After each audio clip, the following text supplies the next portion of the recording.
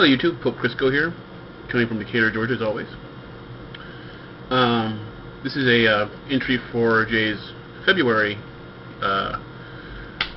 contest regarding the funny story at work. Now, I'm not sure if this is funny because personally I found it more frustrating than funny, but everyone I've told this story to has found it hilarious. So I'm going to throw this story into the mix. Okay, well, currently I work for a company that works for other utility companies. They outsource their customer service duties to our company. I won't mention the name of the company, but we service South and North Carolina. So if you want to do a little Google and see who's covering those two states, we also cover Florida. That's another hint, but I won't say the name.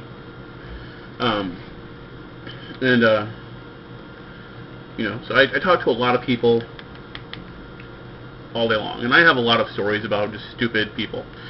Commonly, the most common idiotic thing that I hear is, people turning the thermostats up in the winter down up to like 80 degrees, and in the summer, turning it down to 60. But that's not one of these stories. The story is a little bit unique. And again, I'll reiterate, I find this more frustrating and disheartening than funny, but a lot of people found it funny, so again, here it is. I believe it was summer of probably 2005, 2006, and I get this call from this elderly woman who can't afford to pay her power bill, and she's been disconnected for non-payment. And she goes into her, I advised her, unfortunately, I can't restore her service without payment.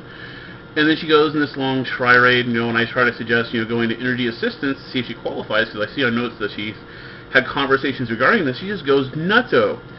And she starts going into this long rant about how when she was, in her youth, she, helped fight communism and was given a grant to have free utility services for the rest of her life.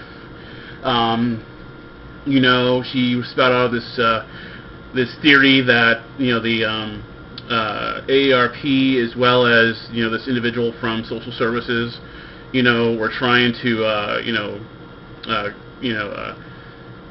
infiltrate her and make her become part of the Communist Party.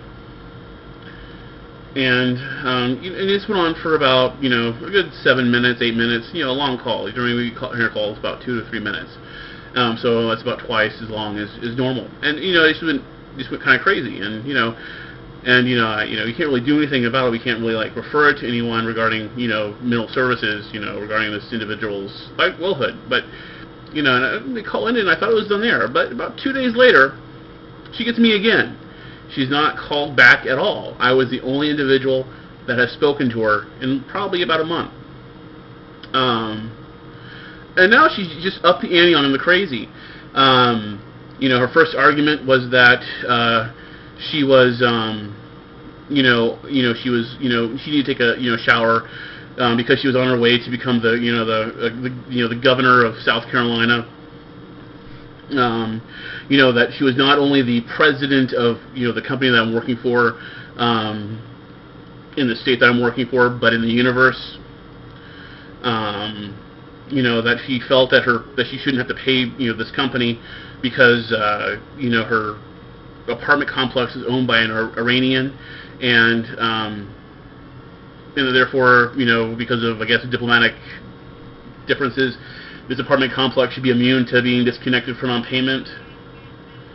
And this went on for another 15 minutes.